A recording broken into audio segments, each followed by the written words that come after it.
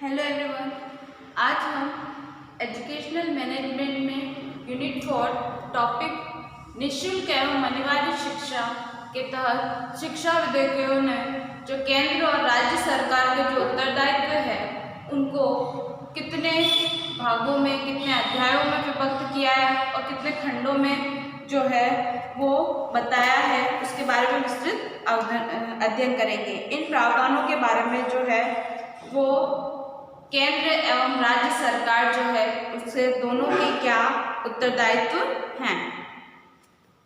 समावेशी शिक्षा के अंतर्गत सभी वर्गों के सभी प्रकार के बालकों के लिए और शिक्षा का अधिकार अधिनियम सभी बालकों की शिक्षा की अनिवार्यता को सुनिश्चित करता है।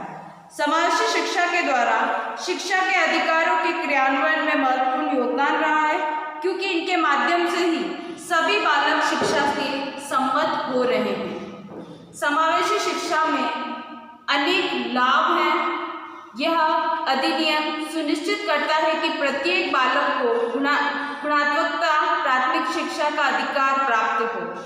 राज्य, परिवार और समुदाय की सहायता से पूर्ण किया जाना चाहिए। 6 से 14 वर्ष के सभी बालकों को पड़ोस के विद्यालय में निःशुल्क एवं अनिवार्य प्राथमिकता शिक्षा प्राप्त करने का अधिकार मिलेगा। इसके लिए बालक या उनके अभिभावकों से प्राथमिक शिक्षा प्राप्त करने के लिए कोई भी प्रत्यक्ष या अप्रत्यक्ष शुल्क, विद्यालय शुल्क, गणवेश, पाठ्यपुस्तक, मध्य भोजन एवं परिवहन शुल्क नहीं लिया जाएगा। सरकार द्वारा बालक को निःशुल्क विद्यालय सुविधा उपलब्ध कराएगी जब तक कि उसकी प्राथमिक शिक्षा पूर्ण नहीं हो जाती। निःशुल्क एवं अनिवार्य शिक्षा का अधिकार कानूनन सन 2009 में पारित होना भारत के बालकों के लिए ऐतिहासिक क्षण है। इस क्षण में गुणात्मकता को बढ़ाने के लिए केंद्र सरकार द्वारा परिवार और समुदाय की सहायता में पूर्ण किया जाएगा। निःशुल्क एवं अनिवार्य शिक्षा विधेयक में केंद्र एवं राज्य सरकारों के उत्तरदायित्वों के बारे में स्पष्ट निर्देश हैं। इसके अंतर्गत समाज, विद्यालय और अभिभावकों की क्या भूमिका होनी चाहिए, इसके लिए 7 अध्याय और 38 जो है उसको खंडों में विभक्त किया गया है। इन 7 अध्याय में से पहला अध्याय है प्रस्तावना, इंट्रोडक्शन। निःशुल्क एवं अनिवार्य प्राथमिक शिक्षा विधेयक की स्थापना की में प्रस्तावना को विद्यालय को निर्धारित किया गया है।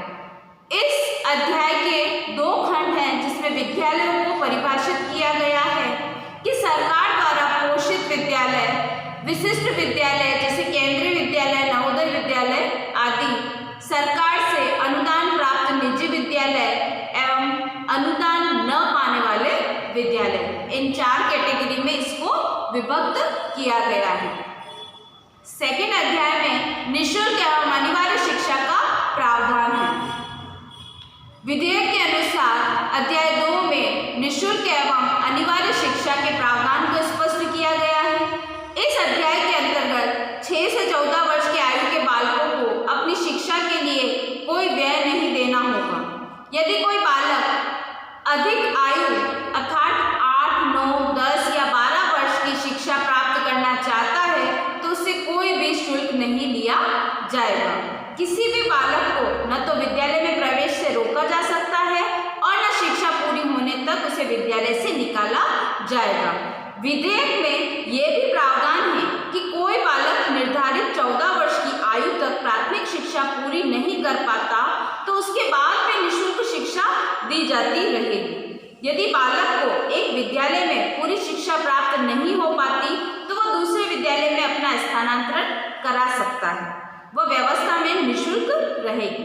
साथ ही दोनों विद्यालय प्रबंधों को ये उत्तरदायित्व होगा कि वो स्थानांतरण प्रक्रिया में अपना पूर्ण सहयोग देंगे। किसी भी बालक के साथ कोई पक्षपात नहीं किया जाएगा। अध्याय 3 में सरकार के उत्तरदायित्वों को बताया गया है। रेस्पॉन्सिबिलिटीज ऑफ गवर्नमेंट अध्याय 3 में बताया गया है कि अनिवार्य एवं निःशुल्क शिक्षा के विधेयक के अनुपालना के लिए केंद्र सरकार एवं राज्य सरकार तथा स्थानीय प्रशासन के उत्तरदायित्व निर्धारित किए गए। विधेयकों को स्पष्ट किया गया है कि इससे लागू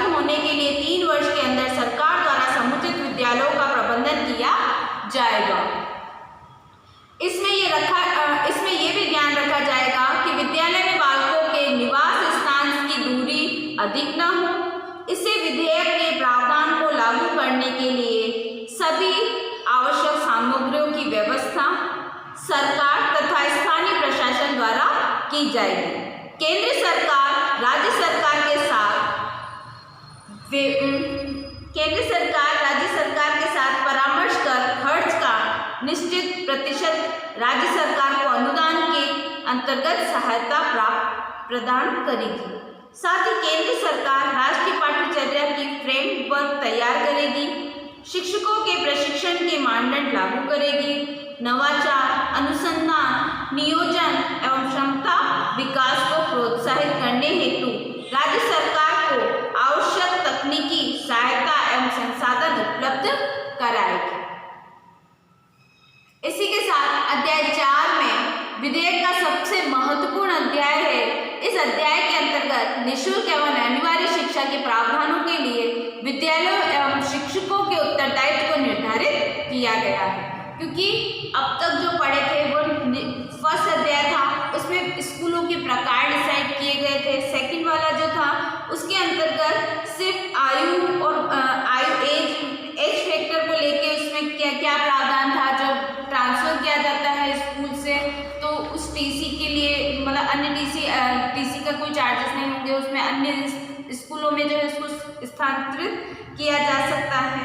नेक्स्ट जो था वो सरकार के अनुदान की बात की गई थी, लेकिन मोस्ट ऑफ द प्रॉपर्टी इसमें अध्याय 4 में दी गई है, जिसमें शिक्षकों के दायित्व को बताया गया है। शिक्षक के क्या दायित्व होते हैं वो विद्यालय में ये अध्याय 4 जो है स्पष्ट करता है।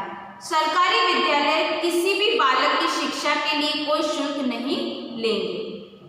साथ ही विशेष एवं निजी विद्यालय के निर्बल समुदाय के बालकों के लिए कक्षा पहली से 25% स्थान आरक्षित रहेगा। विधेयक में विद्यालय द्वारा शुल्क लिए जाने पर कोई निषेध करते हुए लिखा है कि कोई भी सरकारी विद्यालय दान या चंदे अथवा किसी भी रूप में न तो बालक से उसकी शिक्षा के लिए कोई शुल्क लेगा और न ही विद्यालय प्रवेश के लिए चयन प्रक्रिया अपनाएगा।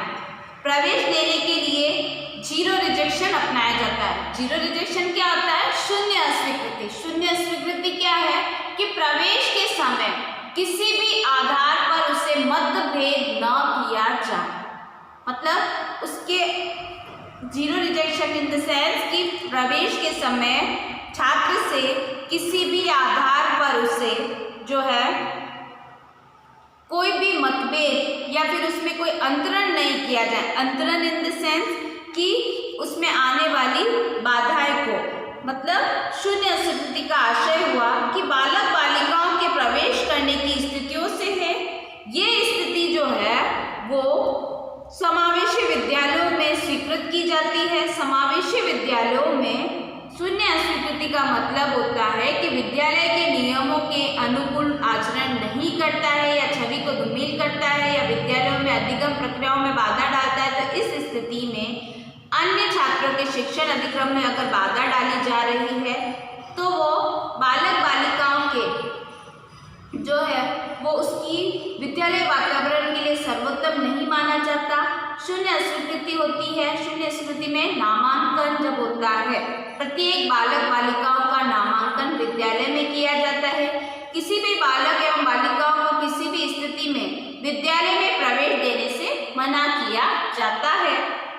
बालकों के अधिगम स्तर को सुधारने के लिए शिक्षक, प्रधानाध्यापक विद्यालय एवं निश्चित सार्थक प्रयास करते हैं।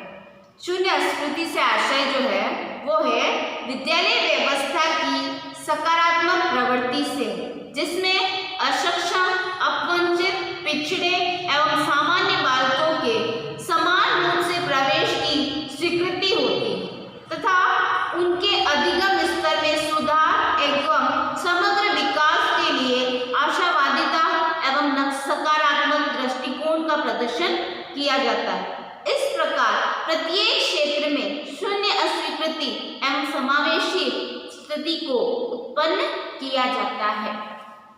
प्रवेश के समय अक्षम बालक या सामान्य बालक, कोई भी बालक हो, उसको प्रवेश देने से मना नहीं कर सकते। किसी भी जाति, धर्म, वर्ग, गरीबी, ठीक है, किसी भी वर्ग या पिछड़े क्षेत्र, इन सभी किससे बिलोंग करता हुआ भी अगर कोई बच्चा है, रंग, रूप आदि के आधार पर प्रवेश के समय उससे वंचित नहीं रखा जा सकता, इन सबको आधार बनाते हुए, ठीक है। चाहे वो हास्यकरण का बच्चा हो, चाहे वो आदिवासी बच्चा हो, चाहे वो समाज से पिछड़े वर्ग का बच्चा हो, चाहे वो अक्षम हो, चाहे वो विकलांग हो, किसी भी आधार पर प्रवेश के समय उसे प्रवेश लेने से रोका नहीं जा सकता। इसी को जीरो रिजेक्शन या शून्य अस्वीकृति कहते हैं। शिक्षकों के उत्तरदायित्व निर्धारित करते हुए विधेयक में कहा गया है कि शिक्षक नियमित समयानुसार विद्यालय में उपस्थित रहेगा, पाठ्यक्रम को निर्धारित समय में पूर्ण कराएगा, साथ ही बालक को पूरा ध्यान देते हुए प्रत्येक बालक की योग्यता एवं क्षमता का आंकलन करेंगे। साथ ही शिक्षकों का ये उत्तरदायित्व होगा कि वह बालकों के अभिभावकों के साथ नियमित बैठकों का आयोजन करेंगे, बालकों की नियमितता, उपस्थिति, सीख, प्रगति और समस्याओं के बारे में चर्चा करेंगे। इस अधिगम के अनुसार 6 महीने के बाद सरकार और स्थानीय प्रशासन यह सुनिश्चित करेगा कि शिक्षक छात्र अधिनियम की अनुसूची के अनुसार प्रत्येक विद्यालय में होगा। इसके लिए जनगणना या चुनाव और आपदा राहत को छोड़कर शिक्षकों को अन्य कोई कार्य से विमुख रखा जाएगा और शिक्षा से संबंधित ही कार्य कराया जाएगा। मतलब इमरजेंसी में, इनमें अभी हम देखें कोविड काल में भी गवर्नमेंट टीचर्स जो हैं उनको जो है उनको अपॉइंट किया गया है, उनको फील्ड में भेजा गया है ना। तो ये क्यों भेजा गया है? क्योंकि इसमें आपदा राहत को छोड़कर अन्य शिक्षा कार्य, मतलब उस समय जो था वो मई जून का समय था, छुट्टियां भी थी, फ्री भी थे एवं राजकीय सेवाओं में भी थे, इसलिए उनको जो है वो शिक्षा से विमुख कार्य दिया गया। बाकी शिक्षा से संबंधित कार्य ही उन्हें दिया जाएगा क्योंकि इससे शिक्षण कार्य बाधित न हो। शिक्षकों की नियुक्ति करते समय ये ध्यान रखा जाएगा कि विद्यालय में शिक्षकों की कुल रिक्तता स्वीकृत पदों पर 10% से अधिक न हो। निःशुल्क एवं अनिवार्य शिक्षा के बेहतर प्रबंधन के लिए समिति बनाए जाने में भी विधेयक को स्पष्ट किया गया है। इस निर्देशों के अनुसार अनुदान न पाने वाले निजी विद्यालयों को छोड़ के सभी विद्यालय एक प्रबंधन समिति का गठन करेंगे। इस समिति में स्थानीय सरकार के चुने हुए प्रतिनिधि और विद्यालय में नामांकित बालकों के अभिभावक होंगे, क्योंकि इसमें पीटीएम जो है, एसएमसी जो है, स्कूल मैनेजमेंट कमेटी के साथ में ही जो है वो अभिभावक परिषद को भी जोड़ा गया है। विद्यालय में नामांकन बालकों के अभिभावक भी होंगे। समिति के कुल सदस्यों से 3/4 सदस्य अभिभावक में से होंगे। यह समिति विद्यालय कार्यों का अनुश्रवण करेगी और प्राप्त अनुदान के व्यय का अनुश्रवण करेगी, साथ ही विद्यालय के विकास के लिए योजनाएं बनाएंगी। हम देखते हैं कि अभिभावक परिषद जो है उसमें जो वित्त आता है, वो वित्त जो होता है वो सचिव कौन होता है? सचिव शाला प्रधान होता है और शाला प्रधान सचिव होता है और साथ में इसका अध्यक्ष कौन होता है? अभिभावक परिषद का। जब अभिभावक परिषद का सचिव और अध्यक्ष, मतलब अध्यक्ष और सचिव दोनों के जब तक चेक पे साइन नहीं होंगे तब तक वह वित्तीय फंड उन्हें नहीं मिलेगा और 2/3 बहुमत जो है इसके लिए आवश्यक होता है और कोरम इसके लिए रखा जाता है। कोरम जो होता है वो जनगणना होता है। इसमें 16 सदस्यों की कमेटी होती है। 16 सदस्यों में से जो है वो कम से कम 12, मतलब 75% जो है वो रेशियो में जो है सहमति होने पर ही उसके लिए कोई वित्तीय व्यवस्थाएं उपलब्ध कराई जाती हैं। प्राथमिक शिक्षा का पाठ्यक्रम अध्याय 5 में करिकुलम ऑफ प्राइमरी एजुकेशन के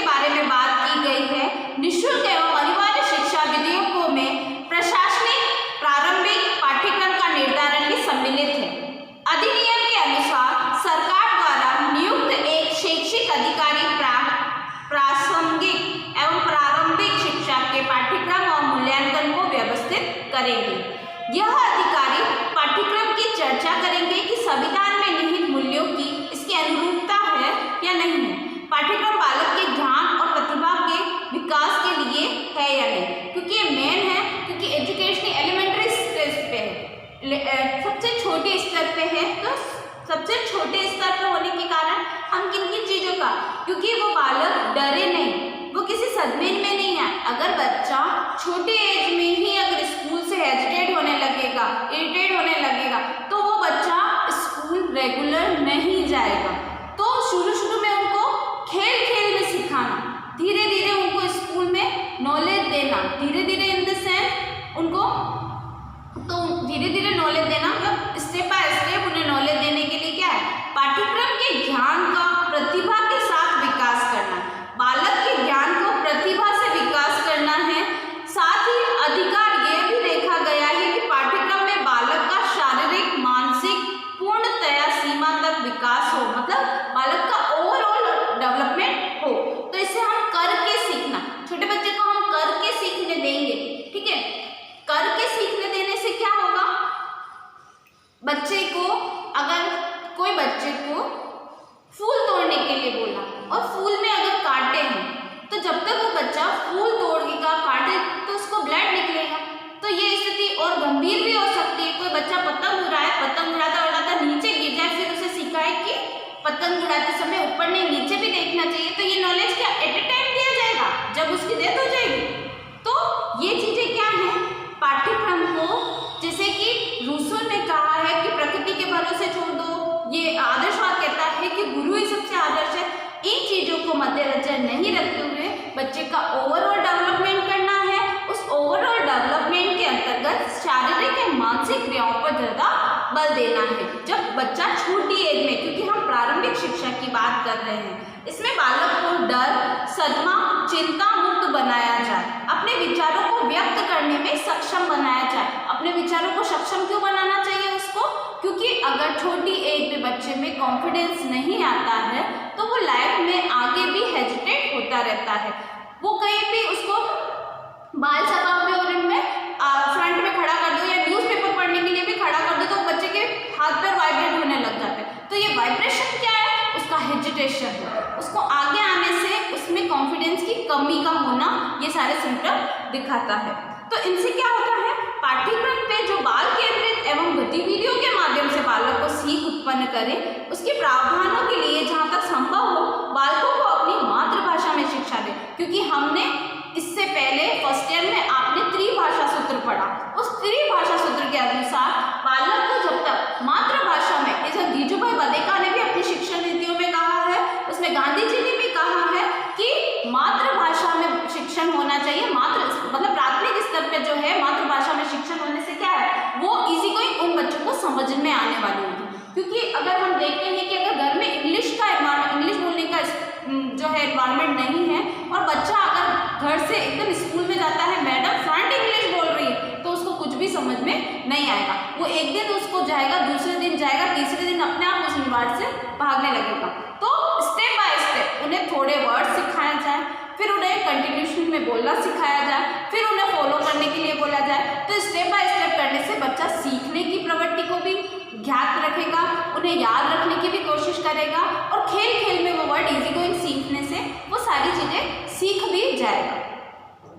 साथ में उस ज्ञान प्रदान करने में व्यवहारिक जीवन में सफलता प्राप्त करने योग्य बनाया जाए। ज्ञान या जीवन में व्यवहारिकता क्यों लानी चाहिए, क्योंकि हम अगर देखते हैं कि बच्चा अगर एक पोयम भी बोलता है तो पोयम के साथ में उस पोयम से रिलेटेड एक थीम दी जाती है, वो डायग्राम दिया जाता है या कोई चित्र ऐसा दिया जाता है।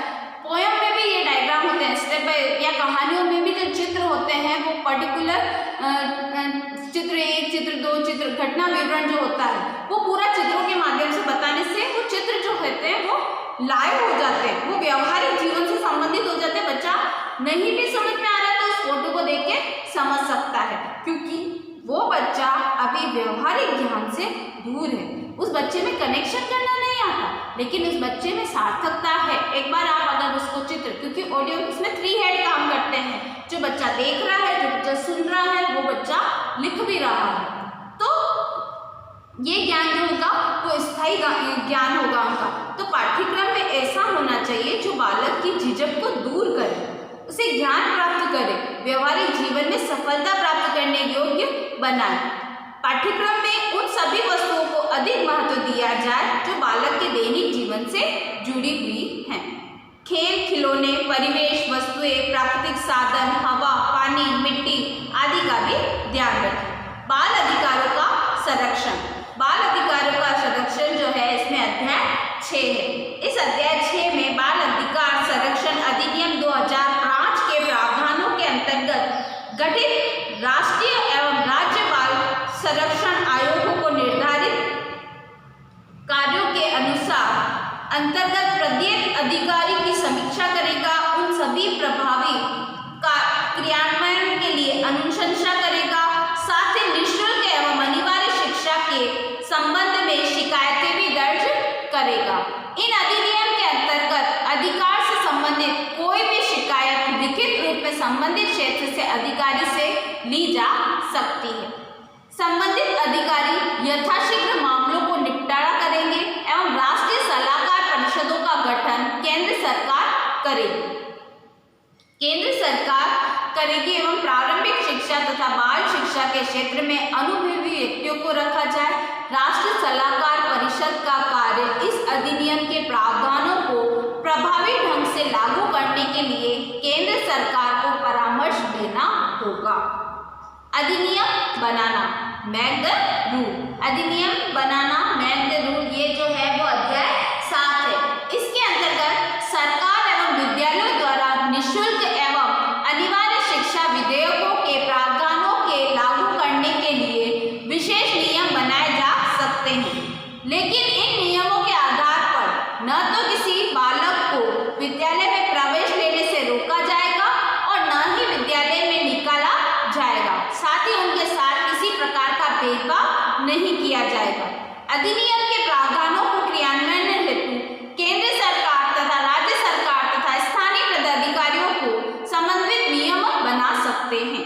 अतः नियमों को पालन करने के लिए विधिक कार्यक्रमों को विधिक में निषेध माना गया है। ये तो हुए 7 अध्याय। इन 7 अध्याय में आपने पढ़ा, फर्स्ट अध्याय में इसका स्कूलों के प्रकारों को डिसाइड किया गया है, मतलब स्कूलों के विवरण संबंधी बातें, दृष्टिकोण संबंधी बातें इसमें की गई है। अध्याय 2 में जो है निःशुल्क अनिवार्य शिक्षा 6 से 14 वर्ष की आयु को जो है निःशुल्क शिक्षा के साथ में जोड़ने का प्रावधान रखा गया है। सरकार के उत्तरदायित्व बताए गए हैं, रेस्पॉन्सिबिलिटी ऑफ गवर्नमेंट, मतलब अध्याय 3 में सरकार के उत्तरदायित्व बनाए कि कब फ्रेमवर्क करना है, कब नवाचार करना है, कभी अनुसंधान करना, कब नियोजन करना है, कब क्षमता का विकास करना है। अध्याय 4 में शिक्षक के उत्तरदायित्व बताए गए हैं।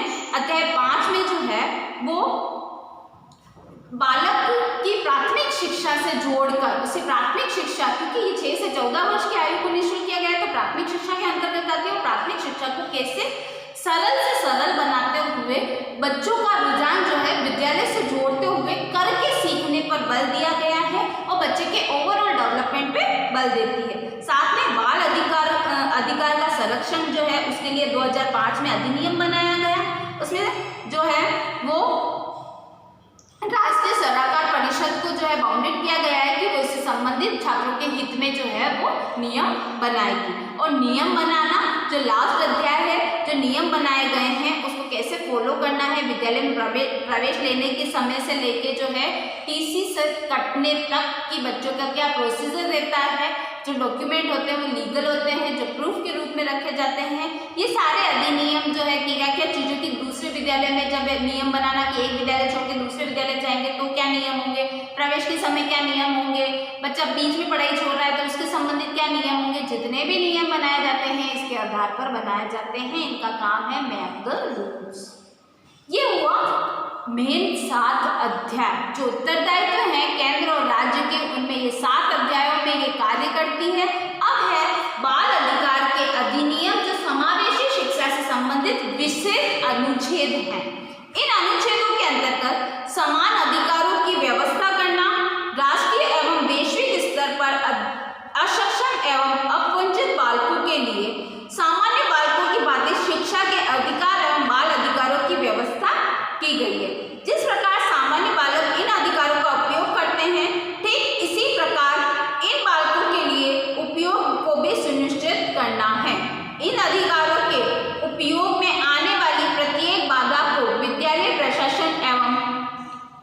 सरकारी तंत्र द्वारा दूर करने का प्रयास करना होगा। समान शिक्षा की व्यवस्था करना। समान शिक्षा से आशय सामान्य बालकों के साथ प्रदान की जाने वाली शिक्षा से है।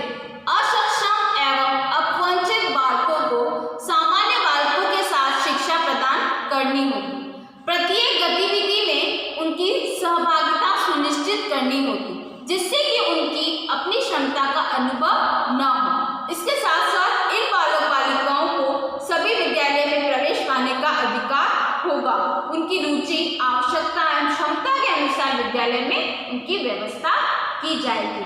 It means arrangement of equal education. समान शिक्षा की व्यवस्था करना मतलब जैसी व्यवस्था यहाँ पर है वैसी ही अन्य विद्यालयों में भी समान तरीके से व्यवस्था करना, उनके प्रवेश संबंधी नियमों को निर्धारण करना। समान मनोरंजन की व्यवस्था करना। Arrangement of equal entertainment.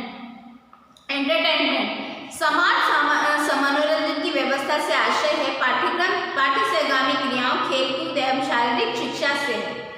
इसमें गतिविधियों के स्थान प्रदान करना हुए असक्षम एवं अपवंचित बालकों को उत्पन्न की जाने वाली मनोरंजन के अवसर प्रदान करना है। गतिविधियों में किसी न किसी रूप से सहभागिता को ही सुनिश्चित करना है।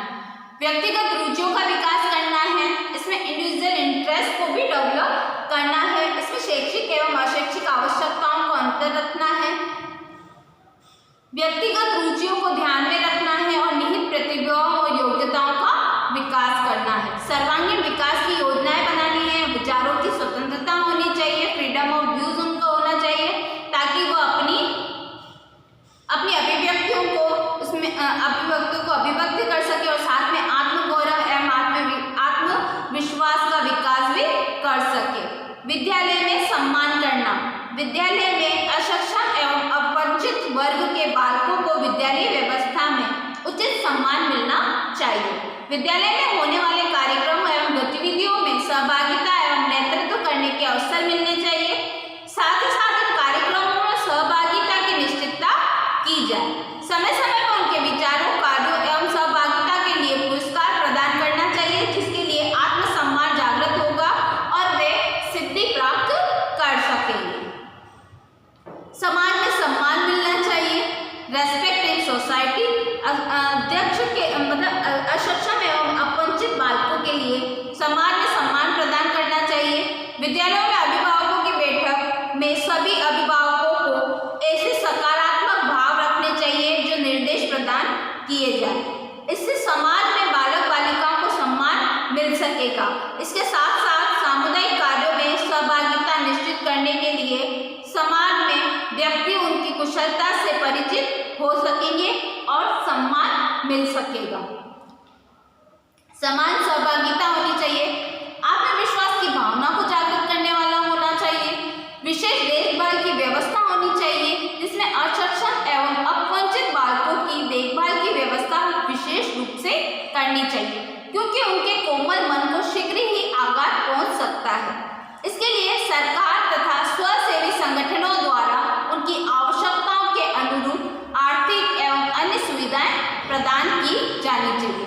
आत्मनिर्भरता का विकास करना चाहिए।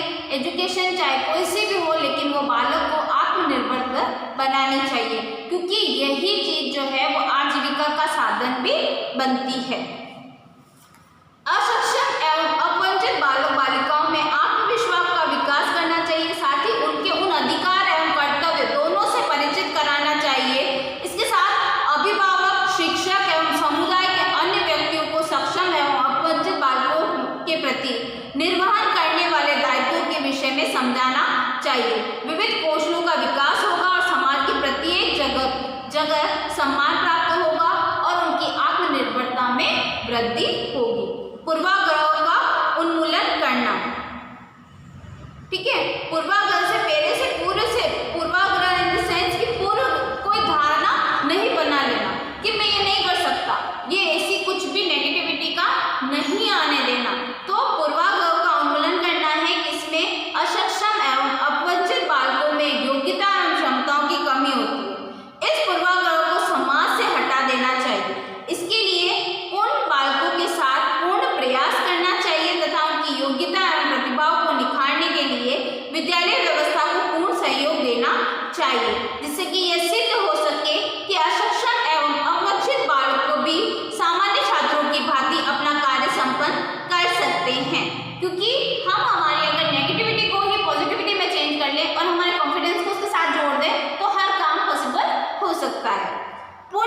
शिक्षा की व्यवस्था करना। अक्षम एवं अवंचित बालकों की पूर्ण प्रतिष्ठा की व्यवस्था भी सरकार एवं विद्यालय व्यवस्था द्वारा संपन्न की जानी चाहिए। इसके लिए शिक्षा एवं विद्यालयों की मुख्य धारा से जोड़ने का प्रयास करना चाहिए।